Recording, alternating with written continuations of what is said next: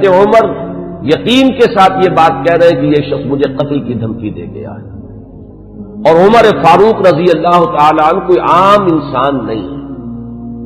10 برس سے زائد عرصہ ہو چکا ہے کہ اسلام کی چکی جو چل رہی ہے تو اس کے مرکز جو ہے اس کے، جیسے کہ میں نے مثال دی تھی کہ حضرت علی رضی اللہ تعالی عنہ نے جب ایک موقع پر فارس کے محاذ پر، ایران کے محاذ پر صورتحال کچھ مخدوش ہو گئی تھی، تو حضرت عمر نے یہ ارادہ کیا تھا کہ وہ خود محاذ پر جائیں اور مسلمان افواج کی کمان خود کریں.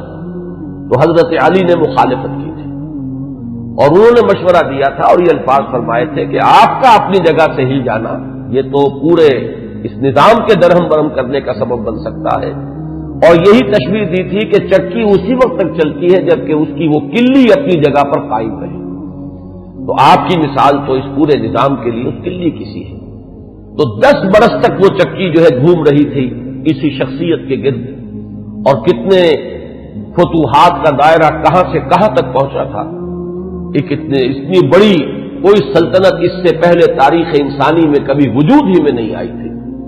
لیکن یہ کہ اس کے باوجود کہ اتنی عظیم سلطنت کے ذمہ دار ترین فرد ہیں حضرت عمر، میں حاکم کا لفظ استعمال نہیں کرنا چاہتا اس لیے کہ یہ لفظ بھی ہمارے اس نظام عدل اجتماعی کے ساتھ مناسبت نہیں رکھتا. نہ وہ حاکم تھے نہ حکمران تھے، وہ تو سید القوم خادمہم کی کامل مثال جو ہو سکتی ہے وہ حضرت عمر فاروق ہے رضی اللہ تعالی عنہ. لیکن یہ کہ اس نظام کی ذمہ دار ترین شخصیت ہے حضرت عمر، لیکن انہوں نے اپنے حفاظت کا کوئی اہتمام نہیں کیا، کوئی باڈی گارڈ کا انتظام نہیں کیا. دوسری طرف یہ کہ اس شخص کو قید نہیں کیا، اسے مدینے سے شہر بدر نہیں کیا، بلکہ یہ کہ چونکہ یقین ہے اس بات پر کہ زندگی اور موت اللہ کے ہاتھ میں ہے، لہذا وہ ہمیں نظر آتا ہے کہ ایک طرف توکل اس کی یہ شان ہے، دوسری طرف فراست کا یہ عالم ہے کہ اس کے اس جملے کی بات آپ نے پالی ہے کہ یہ مجھے قتل کی دھمکی دے گیا ہے.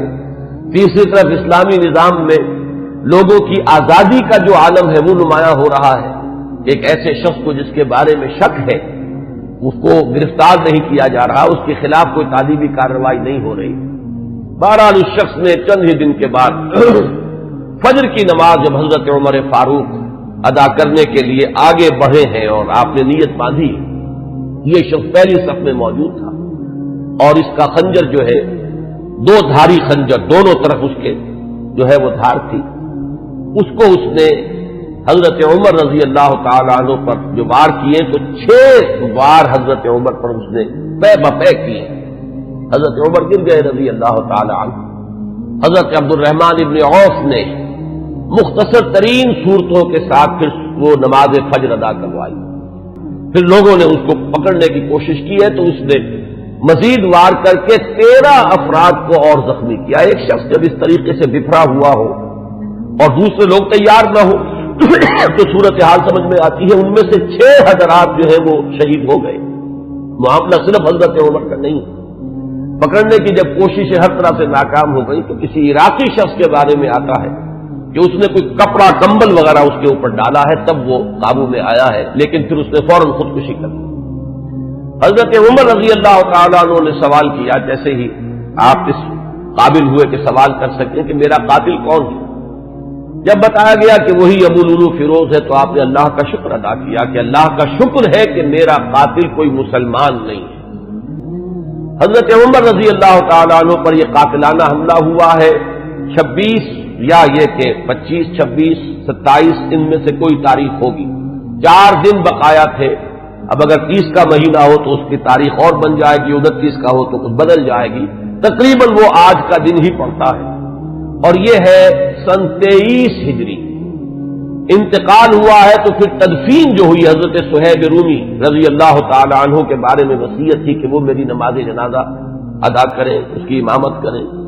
تو 1 محرم الحرام سن 24 ہجری کو تدفین ہوئی ہے. تدفین